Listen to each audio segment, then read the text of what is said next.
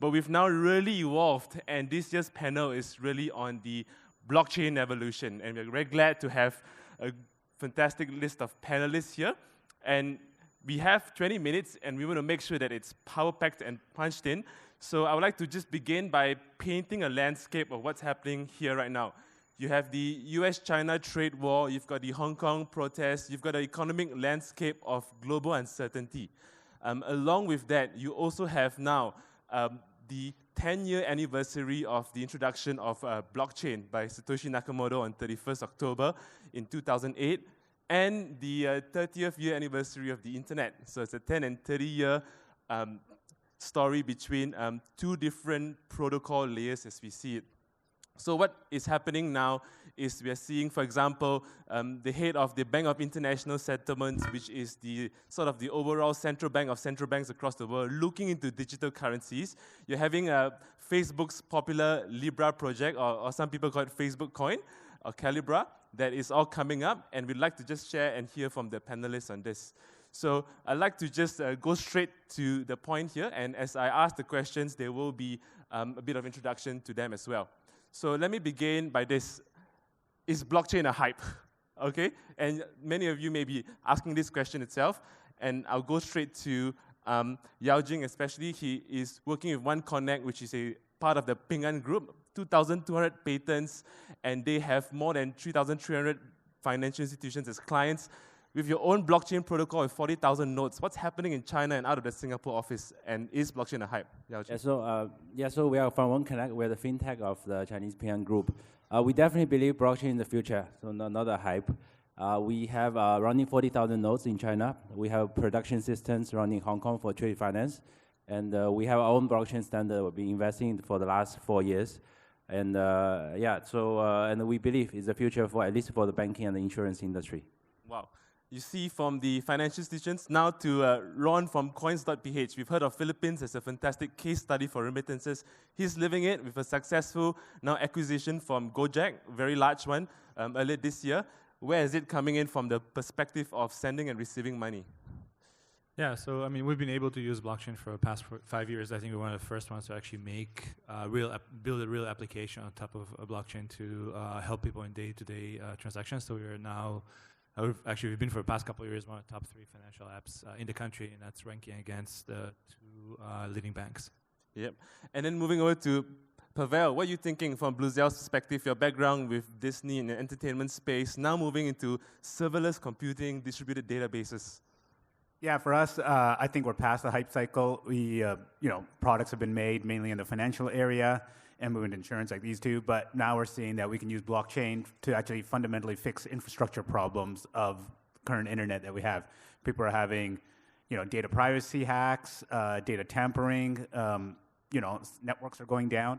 Using blockchain technologies, we've been able to prove that, hey, that can solve a lot of those things. So I think the use cases are starting to come up now, so there is no more hype. That's right, so it's heading there. What about now honing into the region, blockchain here in Southeast Asia? Are we lagging or leading? Thoughts? Maybe Ron, over to you, since you're very much in the region here. Yeah, I would say both. I mean, lagging in some aspects, leading in others. I mean, I think the exciting piece is because specifically in payments and retail banking, there is not a lot of existing infrastructure. So it really gives, and there's a real problem to solve with financial inclusion and basically more than half of the population being unbanked. It gives huge headwind for technology like blockchain to actually provide solutions for this.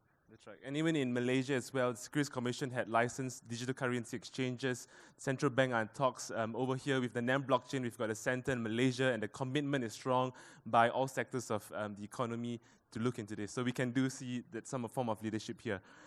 Now, over to maybe Pavel, over to you. The Facebook coin. Can Facebook flip markets here in Southeast Asia? What's happening? I think it would, on a high level, Facebook, I think it's bringing a lot of awareness to blockchain and cryptocurrencies and the value that it can do. I think at the ground level, being here for the past 3 years in Southeast Asia, I don't know how much of an impact it'll make on the ground level. I think it's a lot easier. It's almost a Western American complex that, hey, banking is underbanked, developing part of the world needs us, and we can go save it. But you have to be on the ground to realize how are you actually going to get those currencies or move product and payments made? So it's easy to paint a brush and say, hey, we're just going to give them all a bank account. But to do what Ron did and be on the ground, actually get in people's hands, that's where the challenge is. You know, I was just in India at my dad's village a couple months ago, and you know, that ground level is where the support's needed. And what are some of the roadblocks you see as a fintech company? Yeah, so I think, first of all, we do believe in blockchain, but I think the development of blockchain is similar stage for all the regions. I don't think South Asia lagging behind. The only places which we see production system right now in China and Hong Kong. Some of the challenges we face. So we built the finance blockchain system for the Hong Kong banks. We have 12 banks, our customers, and then Hong Kong MA, our customers last year. You know, the contract itself takes more than 10 months to sign, even though we deploy system in 3 months. So the challenge is not about technology. The technology already, but can you imagine you run a steering committee every month with a regulator plus 12 banks? And every time you raise a change request, all 12 banks have to sign off. So this kind of challenge we face. Singapore trying to do the same. Singapore trying to do eKYC utility for the SMEs last year. Face the same challenge. How you convince all the banks to onboard the new technology, how you treat their legacy systems. Different banks have different legacy systems. All of them want to move the old data from the new blockchain database. Then who's going to pay for the bill? So I think those are the practical challenges we face. So we don't think technology is the issue anymore, but rather the use case, the people involved, the stakeholders, right? How do you create value for all of them? That's right. We live in a multi-stakeholder, multi-layer, multi-level kind of environment right here in the fintech space.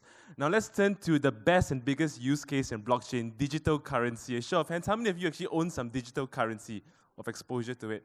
Okay, a bit of a number here. Now, Coins.ph, can you guess how many transactions they have every month on digital currency?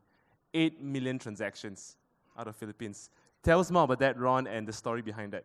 Sure. Actually, it's actually rather simple. I mean, what we figure out is people have really hard time with day-to-day transactions. They're expensive. So for Filipino OFWs, overseas foreign workers, they send money home every month. And on average, they pay between 6 and 8% of their salary just to send the money home. If you think about it, it's basically working 1 month out of the year. It's about 1/12, right? So 1 month out of the year, they work for free just to remit the money back to their family. And so we thought, okay, what can we do to improve that? And blockchain enabled us to basically provide faster cross-border transactions and reduce some of the intermediaries that are there in the way. There's many other kind of like fine ways in which we've basically improved or made previous transactions easier, and that's kind of how we've grown out. That's right. So now, besides digital currency, let's talk about data as a currency. Now, Bluzelle works in that area, and we've all heard about data privacy and a blockchain and how with a centralized software, you know, if you're going to build a higher firewall, hackers are just going to build a taller ladder. There's going to be hackings happening all around, and blockchain seems to be that solution. Now, how does data privacy come into play, Pavel? Yeah, so right now, what you can use blockchain is and basically store your data in a more managed place. So because everything's decentralized, you have no central place where people can come in and take that data and hack it or tamper it. Over the past year and a half, every company from Cathay Pacific, Marriott Hotels, Equifax, hundreds of millions, probably collectively billions of accounts have been tampered with. So if you can actually store that in a decentralized database like we're building, it's basically using blockchain technologies and it can't get hacked through. And what this means for future is that all of you guys as individuals should be the owners of your own data and have a wallet where you can manage your data, store it, and you choose who you give access to. So we would look at, let's say, if you're on Facebook, they're not collecting your data. You're saying, I'm giving you access to my wallet. You can use it. And if you all of a sudden decide to mistrust Facebook, you can say, you know what, I'm cutting off access, and you don't have that anymore. So there will be no more misuse. And also, if they're monetizing that data in the future, just like a bank, you give the bank money, they give you interest on return. While if Facebook or Instagram is borrowing your data and selling for advertisers, you should get a share of that revenue. And I think the way of decentralization and blockchain can actually help that manage that much better and give more control. Because I think blockchain overall is really breaking up oligarchs and monopolistic systems and giving more power and control, whether financial or data, to the individual. Yep. And last question for Yao Jing.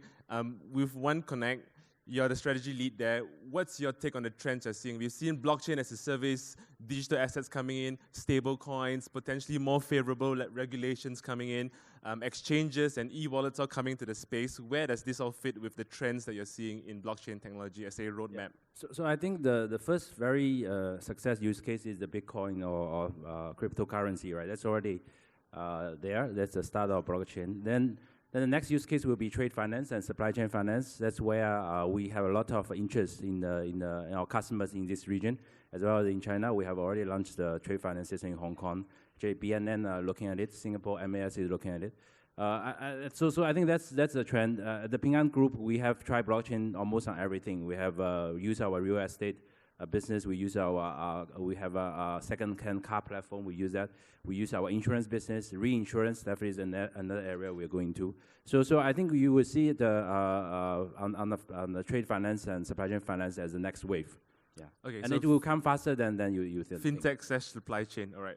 Good. Last question for everyone. Now, I mentioned that blockchain is 10 years old, turning into a teenager, where we see now they're probably screenagers all glued to their screens. And internet is 30 years old, probably a bit more of a young adult maturing right now. What are your thoughts 20 years from now when blockchain's 30 years old and the internet's 50 years old? Everyone, a quick popcorn answer. What do you think? Then we'll close up. Ron, maybe you can start. Yeah, I'm going to take an angle on that question, which is actually why do you actually need to know about blockchain at all? Good question. Right? Yeah. So I think Nick Nash gave a great presentation earlier and kind of showed us how fast the U.S. tech industry has grown and how much it generates and how Asia or Southeast Asia can follow that. But I think there's one dimension actually missing from that graph is that that growth has been fueled by technology innovation, right? So there's I can name like 4 big revolutions, right? So semiconductors, right? Then personal computers, right? Then internet. And then mobile, right? And those technology shifts are then given rise to like new companies and new business models. You add 5G to it as well. Add 5G to anything. You can go well.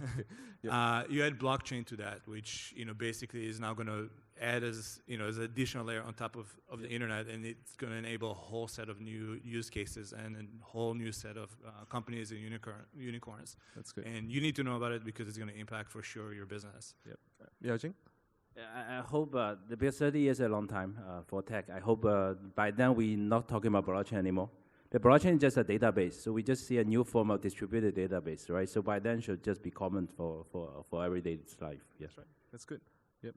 I think in that time frame, we'll just have seamless transactions all around, from insurance projects that we're talking about, money movement, and it should be just instantaneous, own it, and it'll just everything that we operate on a daily basis, we're waiting for time delays or logistics, all those things will be solved. Yep, that's right. And to sum it up, I think blockchain is going to be a new infrastructure. You turn your tap, you get water. 50 years ago, you need to dig a well, right? Now, in the future, blockchain is going to be ubiquitous as a form of record keeping with additional layers of technology about it.